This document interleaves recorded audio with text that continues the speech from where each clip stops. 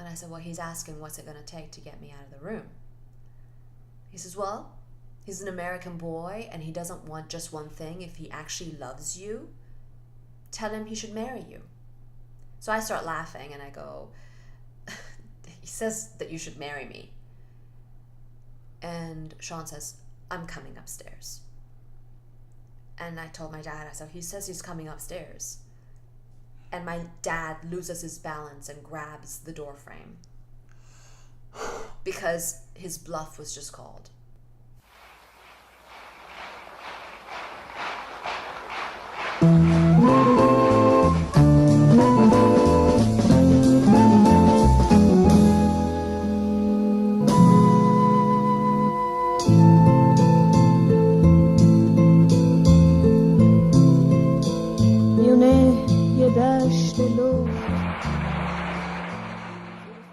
So, where did we leave off last time?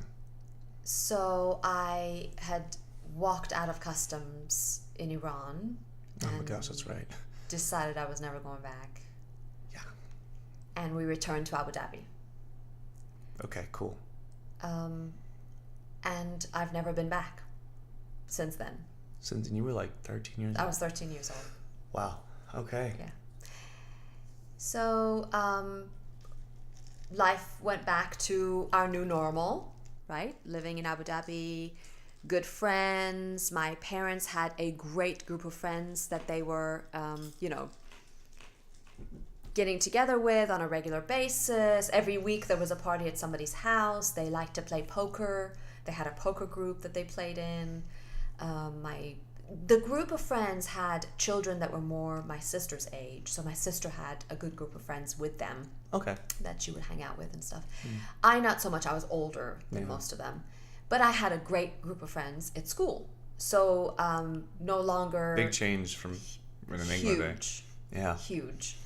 Easily fitting in, lots of great friends, different each friend was like, they were from different countries, different cultures. It was really cool. Mm-hmm. So big international community there. Very international, because here's the thing, they bring in most of the work, and I don't want to even say labor, because it's not labor, it's even skilled work is brought in from the other countries, at least at the time, right? So at this time, this is early 80s. And what was the education system there like? So at the time, yeah. limited, right? I think there was like maybe 1 or 2 universities. Most people, the locals, their kids would be sent off overseas, to go and get an education in a different country and then come back. But and then because of the money being so abundant, education wasn't at this time necessarily a priority. Oh, that's interesting. That makes a lot of sense. Yeah, because it had all the money in the world. If you're living in a spaceship, you're not worried about homework. Like the princess. Yeah, exactly. So it changed. It has changed over the years, and now, of course, there are so many local, UAE nationals that are very much educated and in powerful positions in the country. Yeah. But at the time, a lot of those resources were brought in.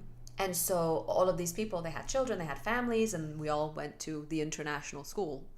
And that's where, like I said, my group of friends were from England, from the United States. They were from Lebanon, Syria, Sudan, just everywhere. That's so cool. Very cool. Very good learning lesson at that age, too. Yeah, amazing experience. Well, you've already gotten such an international experience in your life that's just how life is. Yes. That's so wild. Everyone's from everywhere. Yes. Yeah, yes. That's really neat. So we're having a great time. Mm-hmm. School is great. By hopping around, I actually have ended up 2 years ahead. So I actually graduated high school when I was 16. No way. Yeah. Oh, neat. So which was cool. I think one was because Dad started me a little early in kindergarten in Iran, and then the other one was from just, you go from one country to another. They take an exam to figure out what grade to put you in, and I just ended up being another grade. No big deal. Yeah, just that smart, I guess. So it's really cool, having a great time, and we're having these like little parties that we're allowed to have. I wasn't allowed to sleep over at any of my girlfriends' houses. Sleepovers were not allowed. But I was allowed to go and hang with my buddies and my friends, and then Dad would come get me, or Mom usually would come get me. Dad would, he would approve from the privacy of the room. She would go over and say, "Parisa's invited to a party. Is it okay?" And then he would approve, and then she would say, "Okay, Dad said it was okay." I imagine him in an office that you're not allowed to go into or something, and it was almost that way, more in a metaphoric way. I mean, he was there, but just. You're right. It was that way. I mean, even though he might have been in the room, I would have pulled Mom in a different room, and I would have said, "There's a party this weekend. Can I go?" I love what you're actually doing with your hands. What you? Hey, Mom, can you ask the guy in that one? Yeah. And then she would say, "Now's not the good time. He's not in a good mood, but I'll find the right time." That's hilarious. And she would find the right time to ask him. Oh, so she was very much on your side with these things. She was our buddy. So is he a bit more conservative than she was? Way more. Way more. And if I can go back to what we've talked about, I think about it. He came from a small town in southern Iran. That's right. Here she is in Tehran wearing mini skirts in the 60s. Very, very much, kind of that's what he married into. Well, exactly. So that makes a lot of sense, though. Yeah. And following his ways got him very far. Mm-hmm. So yeah, makes sense. Yeah, nothing wrong with that.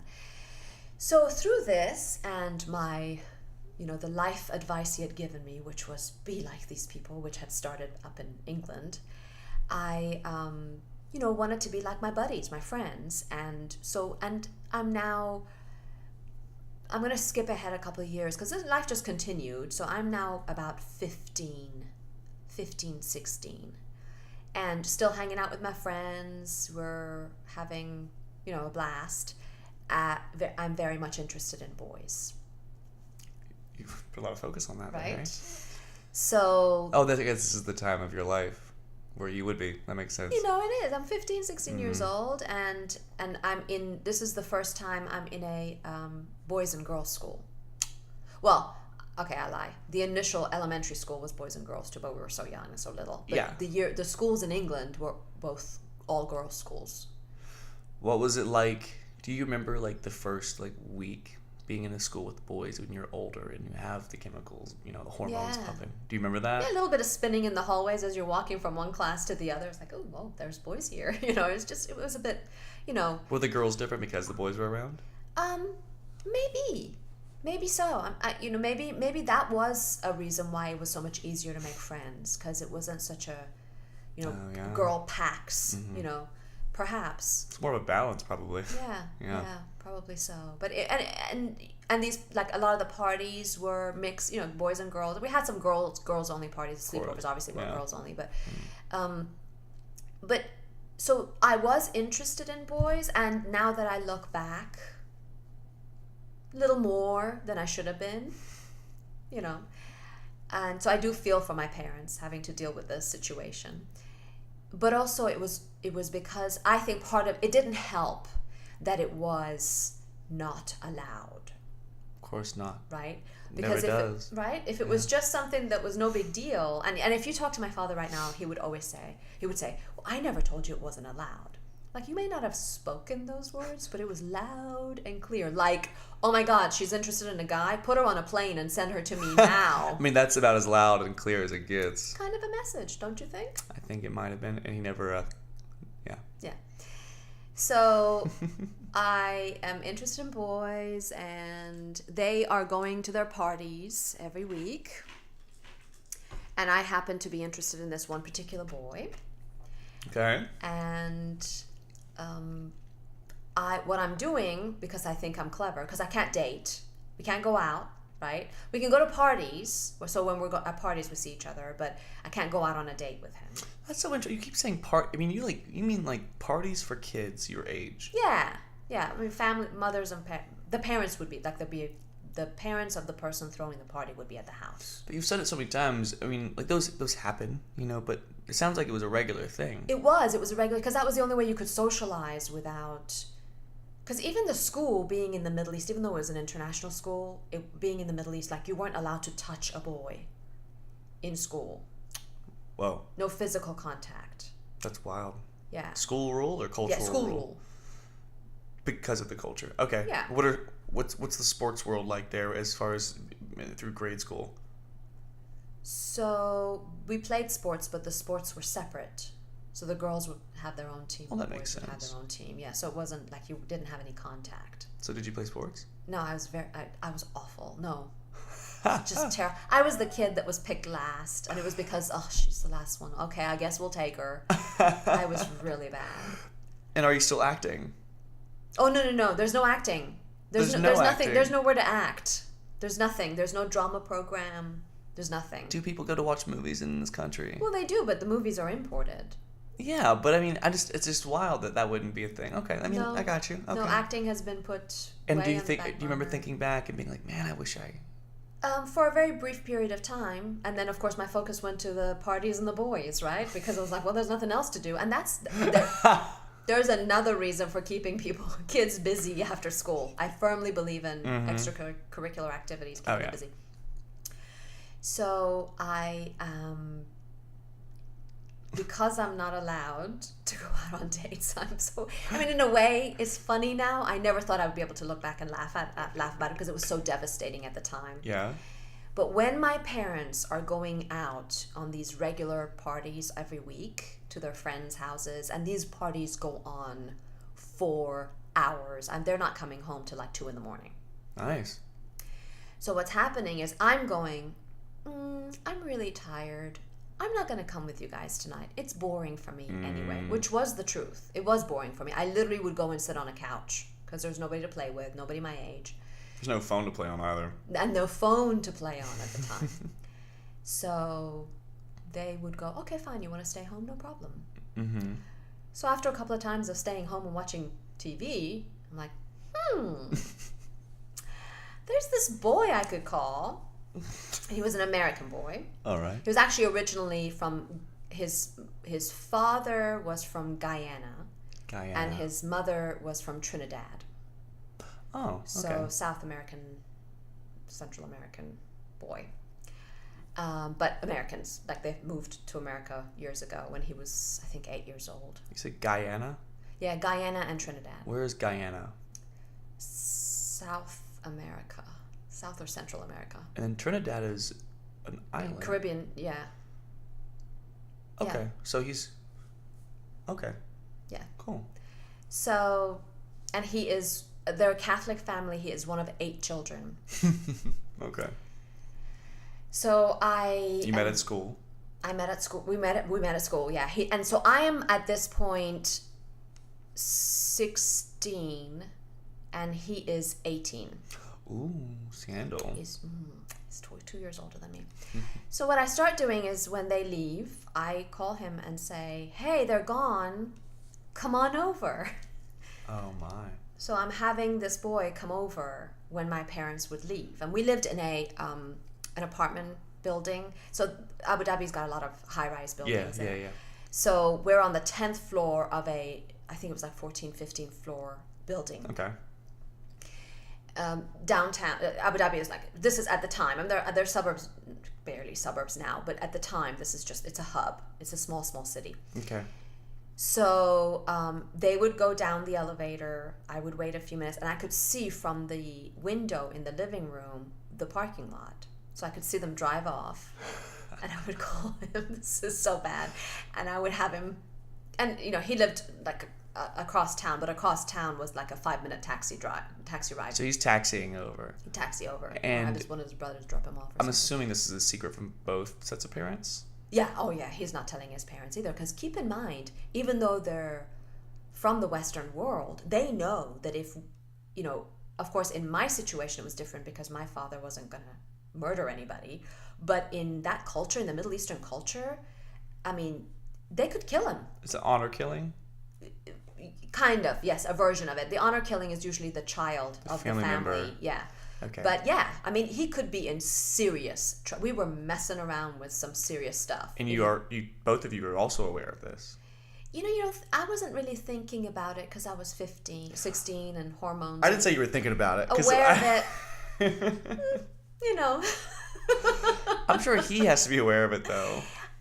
I'm sure he was. Yeah. Apparently he wasn't acknowledging it because I was calling and he was showing up. Hey, I mean, listen, hormone, it's one hell of a drug, testosterone, So Yes. So he was coming over. I have to ask this because this is going to be a public thing, obviously. Yes. I want people to hear the story. But do your parents know about this now?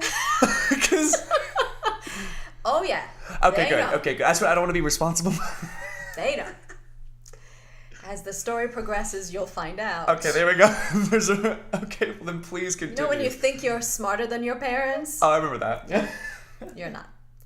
So we're doing this for I don't even know how long, but several weeks is going on. It's great, right? My parents go out. I tell them I'm not in the mood to join them. They leave. I watch the car leave out of the parking lot, call him. He comes over. And a couple of times, the neighbors next door was an Indian family that lived next door. Ooh. So what happens is he would come through the door. I would open the door and I would see them have their door open and peer through the door to see who's coming over. They're like paying attention. They're paying attention. Oh my gosh. When you think about it, I'm going, God, what nosy neighbors at the time. But now I'm thinking, what great neighbors, because they're thinking their teenage daughter is alone. Somebody's knocking on the door. We need to figure out, make sure she's okay. It's funny because I'm thinking, like, I'm actually, like, I'm mad at them for you at the moment. What do can you have your own life? Do you mind? Do you have nothing better to do? Really? Just go watch TV. Mind your own business. So you're seeing them do this. A couple of times I'm like, Did it worry you? No, because I'm thinking they're just curious. Because we weren't friends. So I'm thinking, no way they're going to say anything to anybody, right? Oh no. So I'm like, well, whatever. Okay, They're curious. yeah. Whatever. And what I would do is we would hang out. And then as the night progressed, I would start looking out the window to see when the car was going to come back. Now talk about cutting it close. Instead of letting him just go home at a Yeah. reasonable hour, I would actually wait sometimes for them to pull the car in. Okay. And then he would get on the elevator. This my parents do not know. He would get on the elevator and go one floor up and wait until he could hear them come in and come home. Then he would take the elevator, go down, and go home. Because every minute mattered, That's so apparently. stupid. But like, well, what that tells me is you guys must have been at least infatuated with one another. Were you? How long had you been seeing one another, or at least interested, or a thing before Before this started? before he started coming over? I'd say probably 2 or 3 months. Or how do you feel about him, or how do you think you feel about him at the time? Well, we were definitely singularly interested in one another. Okay. And according to school standards, we were boyfriend and girlfriend, whatever that meant. So you're like the 80s version of Facebook official. I guess. Yes, we are in relationship status. Yes. Gotcha. Okay. Okay. Yes. And so it is pretty serious, I don't know that I would have said, which is also interesting, I don't know that I would have said, oh, I'm madly in love with him at the time. But serious heavy duty like. Okay. And we're having fun. Sounds like it. Well, you're just showing up and y'all are talking. I'm sorry? He's just showing up and y'all are talking. Exactly. Yeah. That's all it was. All it was. And remember, my virtue is very important. So as a Middle Eastern girl, so there's limitations to what can happen physically, right? Because anyway, so I mean, you're free to talk about whatever you want. But anyway, so we're being good, but not really, obviously. And so Be careful with that hand for me, please. Sorry. You're fine. You're fine. Go on. So we do this over and over again until, of course, you feel very, very confident. Of course. And I think there was a scare one time. One time he was there with his brother and his brother's girlfriend. Oh. And my parents came home early. And I just said, well, I just had some friends over. And they weren't happy, but they were kind of like, okay, don't, whatever. They didn't say anything. They didn't even say, don't do that again. They were just kind of like, that's not okay. Don't, whatever. But let it go. Like, why don't you say something and, like, ask us? Well, they probably wouldn't have said yes if you asked. No, exactly. Roger that. Okay. But the key event was a few weeks later when we had moved over to my room instead of the living room. Okay. And I hear the door. Oh no. So the front door is opening, and I'm like, oh my God, my parents are home. Is there a window? So my bedroom had a balcony. Okay. So if you can imagine, off of my bedroom, the access to the balcony was sliding glass doors, but the balcony was shared with my parents' bedroom, which had just a regular door that you open. No. I don't know why I think this is funny, but so I go, okay, you need to hide. Yeah. So he goes, okay. He says, you just go to the door. Don't worry about that. I'm like, where are you going to hide? He goes, don't worry about it. Just go. So you don't know where he's going to be hiding? I have no idea. So I just walk out the bedroom. And the unfortunate thing, what I forgot, because we would have been fine if he just hid and they didn't know he was there. But he had come in and he had taken his jacket off and he had laid it on the couch in the living room. So his jacket is laying on the couch in the living room. As soon as they walk in, they know there's somebody in the house. Oh, no. The reason they had come home early was because somebody had called the authorities, and I still don't know what the authorities are, and said, there is a young man who comes over to this house on a regular basis. No. In Abu Dhabi. So you don't know who the authorities are? 'Cause I don't know who the authorities are. I don't know who you call to tell them that. Who would... Is this something that the authorities would care about? Exactly. And they do. And they apparently. do. Because what had happened is when they had called the authorities had actually planted a person. I didn't know this, but this was going on for weeks. What is outside the apartment complex. No way. To watch him come in and see what was going on in the apartment. The society is acting like parent figures itself. Yes. It's very interesting. But I also wonder if they wondered, they may not have known how old was the woman in that apartment and if there was something going on, like some kind of a service was being provided, whether, like maybe men, even though it was the same guy, maybe the comment was, there's men going into this apartment. Do you know what I mean? Like, I wonder if the authorities took it more seriously, because if they were wondering there was something underhanded happening beyond just two teenagers being kids. But there was a guy, apparently, planted outside, and my parents told me this afterwards, planted outside the apartment. Oh my gosh. And the nice thing, which was kind of impressive, because by this time, remember, my father has established himself as yet again, a well-known, prominent, well-respected doctor in Abu Dhabi. His name is known. Once again, if you go to the grocery store or the local market, you say who your father is, they would go, oh, Dr. Eftekhar, we know him, So when they were investigating the situation, oh my gosh, they figured out who the apartment belongs to. Oh my gosh. Instead of just barging in, they called my father.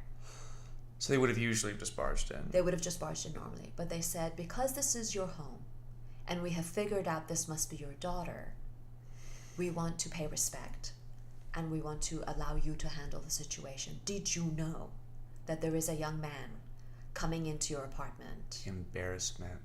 He was mortified. Oh my gosh. I can only imagine. Mortified, as you can imagine, of course. And so what they decided to do was not to tell me anything, not to confront me, but to just catch me red-handed. Okay. So they show up, they see the jacket on the couch, they walk in, I come running out, and my dad doesn't talk to me, he just walks past me and goes into the bedroom. Into his bedroom. You see his face. Yeah. You know. Oh, yeah. Yeah. And my mom pulls me aside, because she was always the deliverer of the messages. Mm-hmm. She says, your father says he's naked, this boy. Where is this boy? And he's naked. I'm like, why is he naked? And she goes, his clothes are laying on the couch. I'm like, that's a jacket. He's not naked, and those are not his clothes. That's just one jacket that's laying on the couch. That's odd. Okay. So it was just an assumption. Of course. And so she goes, where is he? And I go, he's in my room. She goes, your father's in the bedroom. I want you to get him and get him to leave immediately. This is where just being plain crazy and out of control and spastic comes into play, because I run into my bedroom, freaked out. So I run into my bedroom. I'm looking around. I'm like, where are you? And I'm calling his name, and he's not. He's not there. So then I turn back around. I come back, and I'm like, I don't know where he is. And she goes, well, where could he have gone? We're on the 10th floor of a building. Go find him and get him to leave. So then I go back in the bedroom again. There he is. I'm like, where were you? And he goes, well, I was hiding. I'm like, where were you hiding? So this building, the 15 What are you about to say? Okay. had aluminum design going, kind of like filigree, going up the side, all the way 15 stories high. Wow. So what he had done is he had climbed into the balcony. Okay. This was on the outside of the balcony. All right. And he had climbed over the edge of the balcony, and he was hanging off of the aluminum, not very strong metal, Oh my gosh. filigree, off the 10th floor of the 15-story building. Okay. Oh, Which is why when I looked... you didn't see him. I didn't see him. I mean, I'm actually kind of impressed. I was like, are you out of your mind? And he goes, well, it's better than being killed by your father. I'm like, my father's not going to kill you. He's a doctor, for God's sake. Is there a gun in the house? No. Okay. People don't own guns over there. Okay. And my father is a doctor. He doesn't kill. Do you know what I mean? Like, for a doctor, that would not be something. He might beat the crap out of him, but he wouldn't kill him. Which is better than a 10-story fall. Exactly. Yeah. That would have killed him. So anyway, we get him to get his clothes. That's and so leave. ridiculous. It's insane. And then So hold on, you said you get him to leave. we get him to leave. So he walks past your mom. They're all in the bedroom. She goes, we're all going into the bedroom. They don't want to see him. She says, just have him leave. And let us know when he's gone. Okay. So he leaves. And I walk into the bedroom. My heart in my throat. I'm sure. Once again, this time of my own doing, my world has shattered, right? I've shaken my foundation myself this time, right? Mm-hmm. I'm terrified. I have no idea what's going to happen. So I walk into the room and my mom says, it's late. Your father is tired. We're going to bed and we're going to talk about this in the morning. Oh no. So how much sleep did you get? Not much. Yeah. So I get up in the morning and So is there school? school day, and my father, I'm forgetting if my father delivered the speech himself or if he did it through mom. I think he delivered it with my mom there because she was kind of going, you're going too far, but he was very adamant. Wow. He said, well, tell me about this boy. I said, well, he's an American boy. American boy. Does he love you? And I said, well, we're in a relationship. Yeah, we love each other. Does he want to marry you? I'm like, Dad, I'm 16. He's 18. We're not talked about marriage. He goes, oh, so you're doing this kind of thing without any commitment to each other. This kind of thing. Having someone come over and whatever. Does he assume y'all are having sex? He asked me, and I said, no, of course not. But, it doesn't matter because it didn't matter what I said because the trust had been broken. And I can see that. I can understand that. So he said, well, I think the best choice is for me to send you to Iran because you are clearly out of control. No. Yeah. So I think that you don't deserve to live this life in this world that I have created for you. And because you are out of control and you can't abide by my rules, I'm going to send you to Iran and maybe we'll just marry you off since you're so interested in men. Oh my god. Okay. Yeah. Wait, hold on. Okay, go ahead. I'm sorry. Okay. So the poison behind that. Yeah. So I'm bawling. I'm like, please don't send me to Iran. And he goes, well, it's a done deal. You should have thought about that before you had this boy come over to our home. In the meantime, while I'm thinking about how to handle the situation, you are not going to school anymore. You don't need to go to school. So you will remain in your room until I sort out your business and I send you to Iran. you weren't joking when you said you weren't being exaggerative at all when you said your world had shattered again. Yeah. I didn't understand the magnitude of this event in your life. Oh my God. Yeah. So when he said you will remain in your room until I figure out what happens. Yeah. He actually turned around, shut the door, and locked it. I'm just sitting there, waiting to see what my fate holds. My fate holds, yeah. Like, are they gonna feed me? Well, yeah. Where do I pee? And I was allowed to go to the bath. Like, I would knock on the door and tell them I needed to go. You would knock on the door. Yeah. So they kept me locked up, and the instructions were from my dad. My grandmother lived there at the time, my mom's mother. Oh my. And she was just devastated over this whole thing. She just couldn't fathom this whole situation. But keep in mind, again, grandma, mom, Tehran, progressive, different way of thinking, dad, small town. To him, he cannot even wrap his mind around what his daughter has just done. So wild. So I am kept locked up in my room. I am allowed to go to the bathroom, and my meals are pushed through the door on a tray. Holy shit. Open the door. What? They will pass a tray to me, and then they will lock the door. This sounds like a Disney movie. One that I don't want to go watch. It turns out okay though, so. Well, I mean, obviously. Yeah. Yeah. But maybe it's obviously one I do want to watch, but just like I feel so like I feel like I can see you. Yeah, pretty scary. So so a couple of days go by, and I later learn that at school, just gossip is going wild, right? Because I don't show up to school beginning of the week, right? And my boyfriend at the time doesn't know what's going on. Like, he has no idea. So he left. Is there a phone in your room? No. I'm allowed no phone calls. No, I didn't have a phone in my room. So he's thinking, she's dead. Well, my sister went to the same school. Uh-oh. So God bless her. She has done so much for me through life, and this is one of them. Okay. So he finds her and says, what's going on? And she's 7 years younger. Yeah, so I'm 16 at this time, so she's 9. She's 9 years old. And she, of course, is terrified, right? Because she's going, what is going on? And she doesn't want to lose you, I'm right. sure. So he finds her at school and says, what's going on? And she says, well, she's being punished, and I really don't know what to tell you. But she's okay. She's physically okay. Where is she during all these altercations? She's standing there watching.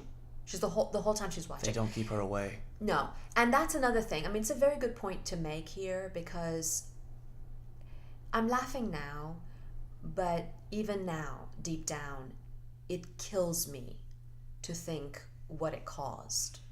Now, in a Western society, even my own mind, I'd be going, well, what's the big deal? She had a boy in the house, right? But from where it was in our culture, what had happened, this time it was me. I'm the one who cracked the foundation. That's what I was thinking. It was you, in some weird, perverted way, you were in control of this one. This one was my doing. And then the trauma I put my sister through. Can you imagine? She's standing there watching this happen to me, and she's completely helpless. There's nothing she can do to fix it. And it was just really stupid stuff. I shouldn't have done it. You think so? Yeah, I do think so. I think the repercussions were extreme, but at the end of the day, I'm the one who started the events, the chain of event. I don't know, because you're the one that did it, and I like you. But we haven't heard the whole story yet. No. The repercussions and your reactions and your growth from it. Yeah. And so I can't imagine how hard that was. It was hard. It was very, very difficult. Yeah. And so the other thing I did, which again, this is like just keep adding things on. But so then on the second day, because I'm not allowed to speak to my sister, so I don't know. They don't let you talk. No. I'm not allowed to talk to anybody. Yeah. So You're like in some like weird Evan. Yes, kind of. Except I'm not being tortured, but I'm being tortured mentally. Like, Yeah, you are. Yeah. I mean, that's bad. I mean, like I said, Disney movie for a reason. Like this is storybook stuff. Yeah. But go on. I didn't interrupt you. I'm sorry. So no, it's okay. And so I don't know that she has explained to my boyfriend that, hey, so I'm thinking he's going crazy. Was there ever a moment where your parents even brought up telling his parents? No. Okay. But my dad, he said, American boy, you think he loves you, they only want one thing. All boys only want one thing. Bless you. Ooh. Bless you. But you said all boys, but he focused on the American thing. What's the stigma behind especially this? American. Explain the stigma to me. Well, I think it is because, the image of America, and just keep in mind, America is Hollywood at the time, right? Because our exposure is basically what we see in movies and film. We weren't hanging out with them. I mean, I was hanging out with American so he's kids. like imagining like John Travolta in your bedroom, like Exactly. And all he wants to do is get into my pants. I guess that was his view. So can you kind of explain what you might have guessed his view was at the time of American boys? Like what I mean? He just wants to sleep with you. That was his thing. So is he imagining like Weekend at Bernie's type of thing? Like, Yeah, he's gonna have his way, and then he's gonna be on his way. He's gonna have his way, and then he's gonna be on his way, and he's gonna be gone. And so he was saying, "You think he loves you?" But you're like, no, Dad. He kept coming back. This wasn't the first He time. kept coming back for more, Dad. Jeez. Sorry. I can't imagine. But He was here all the time. He was here all the time. He kept coming back. Yeah. But that was his. So his view was, I'm going to prove to you. I'm going to show you that this boy doesn't care about you at all. All he cares about is one thing, which is the usual universal message. But the fact that he was American was like, American boys especially. That's all he wants. What if he had been Iranian? He would have probably given me the same message. Okay. The same thing. Just curious. Yeah. Okay. But, so what I do is I write a letter to my boyfriend. I write a letter to him and say, hey, here's the situation. I'm locked up in my room. I'm okay. I'm not physically hurt in any way. And keep in mind from the Middle Eastern standpoint, that was a lot of restraint. I mean, not that my dad would physically want to hurt me, but that would be pretty accepted in the Middle Eastern world if he decided to beat me or worse, What do you mean or worse? For having in the Iranian culture, there aren't honor killings, but they are in some of the other more conservative I understand cultures. that. But I mean, you're in Abu Dhabi. There's a law. Yeah, I don't know. Yeah, because there are stories that we would hear even in Abu Dhabi. These are stories, of course, not. I was making an assumption there. Yeah, I have exactly. no idea. I don't know. Really? Yeah. So your level of fear, a great deal of it comes from not knowing. Well, yeah, I never thought my life was in danger. It didn't seem like it. Yeah. But there's an element of just unknown. Unknown. Because my entire future and what was going to become of me was in his hands. Which is, I guess it's normal for any parent, right? I was a minor. He got to make the choice. But what choice he was going to make could have been any extreme, like sending me to Iran. Oh my gosh, yeah. And it feels like it was your hands that caused this. Yes. And going back to I did it to myself. So how long do you stay in this damn room? So I'm in there. I did write the letter, gave it to my sister. So once again, God bless her. Do your parents know about this letter? No. So I slipped the letter to my day? sister when she... I don't know if they know to this day. Huh. I don't know. Yeah. But I slipped it to her when she gave me my food. When she brought my food, I slipped her the letter and said, give this to him. And she knew not to tell them. She was like, okay, fine. I love her to death. She will take any secret from me to the grave. And she's like, okay. Even though she knew that if they found out, she would be in the world of trouble. But she did. She took the letter. Well, it sounds like the both of you have a little bravery in you. Just a tad. Yeah. A little fearlessness, sometimes to our detriment. And so she gave him the letter. The letter only said that I'm okay. I've been locked up, and Dad thinks that you're just an American boy, whatever, blah, blah, blah. and he's considering sending me to Iran. That was it. And so I am in there, I think it's not another day or two. How many days collectively? In total, I was in there for a week. 7 days. Mm-hmm. Yeah. Okay. It's a long time, but also not forever. Not forever. But when I send the letter to him with my sister, the very next morning, early in the morning, the phone rings, and it's very early in the morning. My dad is getting dressed to go to work, and my sister's still there. She hasn't left for school yet. Mm-hmm. The phone rings, and the phone was down the hall. It was just one phone in the house, down the hall, rested on the upright piano, actually, that they had at the time. Well, then I have to know what kind of phone was it. What did it look like? It was an old-timey receiver over the top. It's funny. Not even a... I don't think it was even a cordless. Yeah, because I had to walk over there to pick it up. I imagined that exact phone. That's funny. Yeah. It felt like that would be the case. Yeah. So somebody answers the phone, Uh-huh. and then they yell at me and say, "Parisa, you're wanted on the phone." So they unlock the door. Who's they? My mom and Your mom. My mom is... Okay, so this is, if you can imagine, the phone is at one end of the hallway, Okay. where the kitchen is, and my mom is standing there, and that's where the front door is. Okay. My room is at the other end of the hallway, Mm-hmm. which is adjacent to my parents' bedroom. Yes. So my father's in the bedroom, changing clothes, getting ready to go to work. Yes. So my sister runs over, unlocks the door for me, and says, "Parisa, you're wanted on the phone." So I walk down the hallway. Dad's putting his pants on. Yes. I pick up the phone, Uh-huh. and it's Sean, my boyfriend, on the phone. Yeah. And he says, "What's it going to take to get you out of that room?" And my dad says, "What does he want?" And I said, "Well, he's asking what's it going to take to get me out of the room." He says, "Well, he's an American boy, and he doesn't want just one thing. If he actually loves you, tell him he should marry you." So I start laughing, and I go, "He says that you should marry me." And Sean says, "I'm coming upstairs." And I told my dad, I said, "He says he's coming upstairs." And my dad loses his balance and grabs the door frame because his bluff was just called. And it was, to me, it was another pivotal moment where my dad and I were going head to head with our wills. He was going to prove to me that this boy wanted nothing else but just a good time. And I just proved to him that he was wrong. Yeah. And he goes, he readjusts himself, stands up, puts his pants on, and he goes, "Fine, tell him to come up." So I go, "Okay, come on up." I mean, I'm sorry. I want to shake this guy's hand right now. So he comes upstairs. Yeah.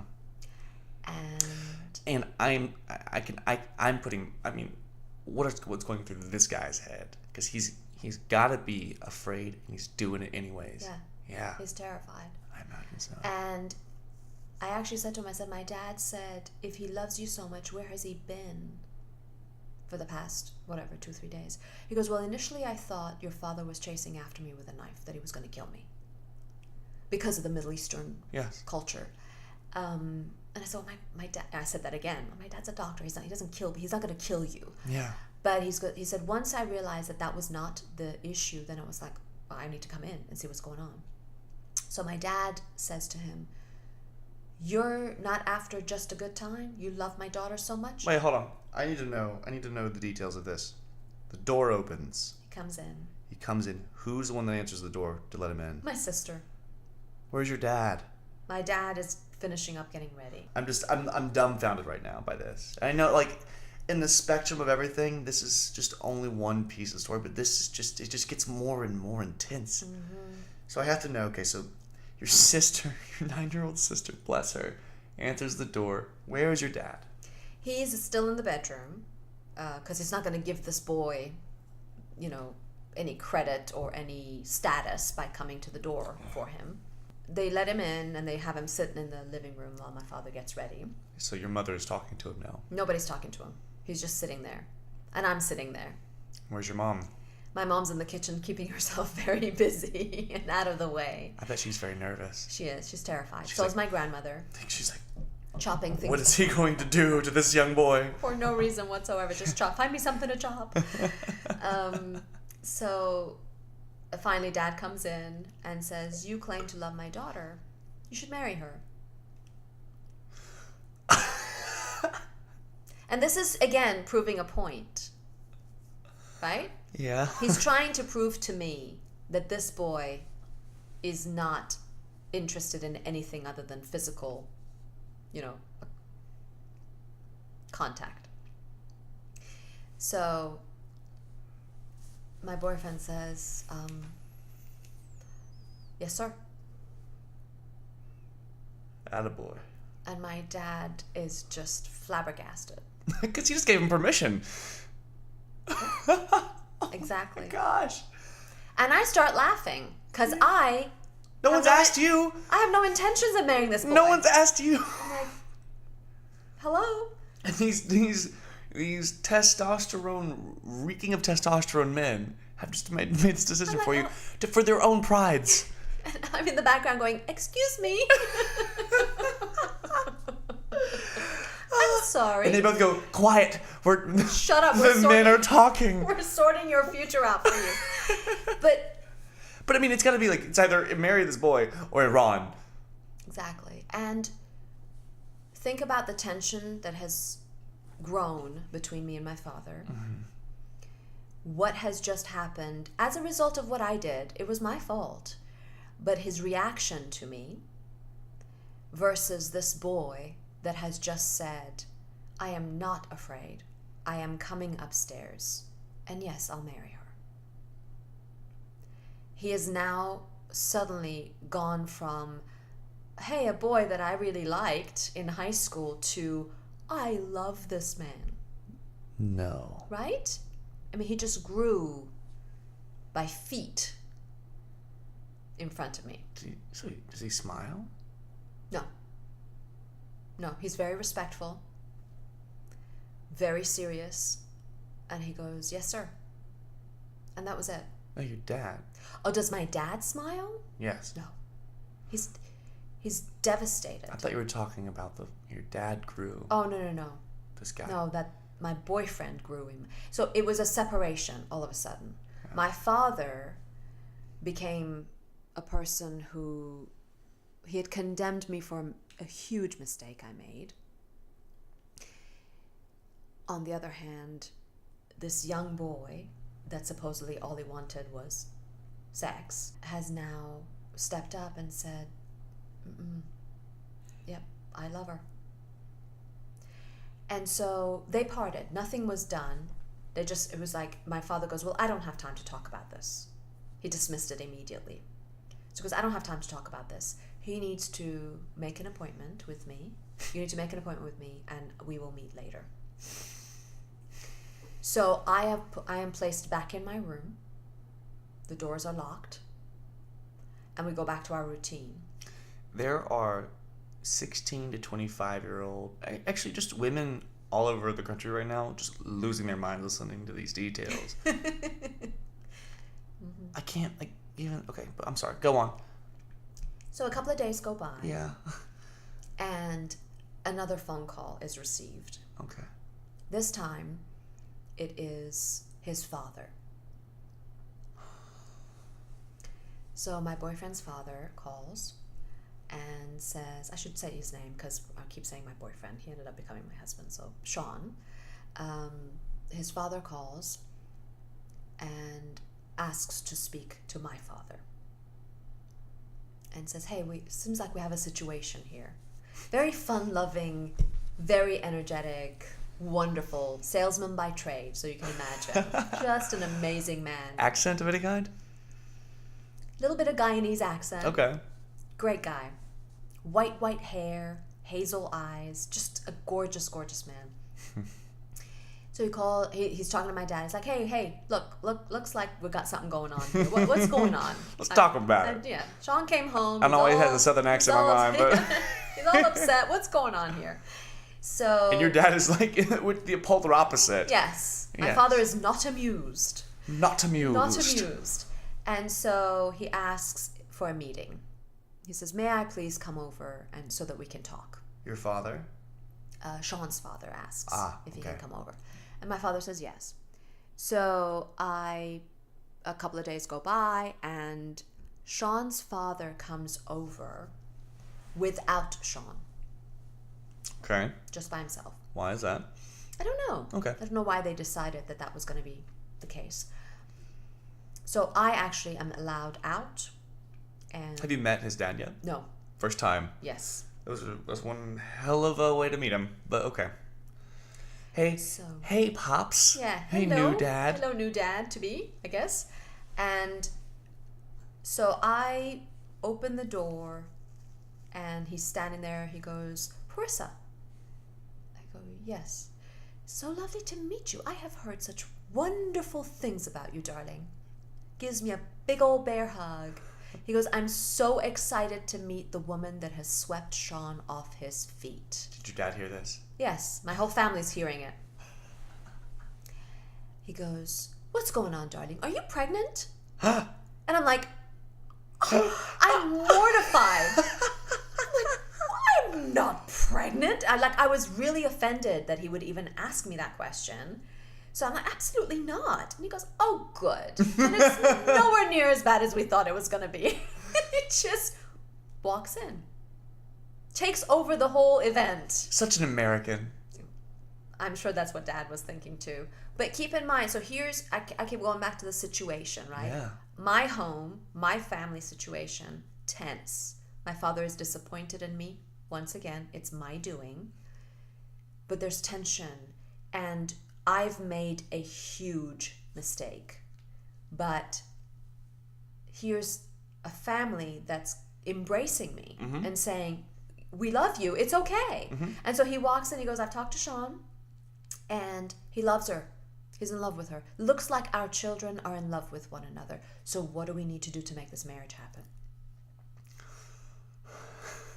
And my dad is shocked. Because keep in mind, my dad threw the wedding thing out, marriage thing out, just to prove a point. He never actually thought that I was actually going to marry this boy. I'm sorry, it's really funny. It is in a way, it is. No, I it's love funny. him to death, and Yeah. if he was here right now, I'd want to give him a big hug, my dad. But yes, it is it backfired in a very big way. Yeah, I mean, that's hilarious. In a very big way. In a big way. So my dad says, well, I don't know that they're really, and he's like, no. Sean says, he says he never talked about any girl at all this way, and he's definitely interested in her. He loves her. Parisa, do you love him? I'm like, yeah. So, and I did, in as much as a 16-year-old can love someone. And think about, he had now become this amazing prince, right? And are you thinking of him in a way, because, you have to be looking at your options here. It's either Iran.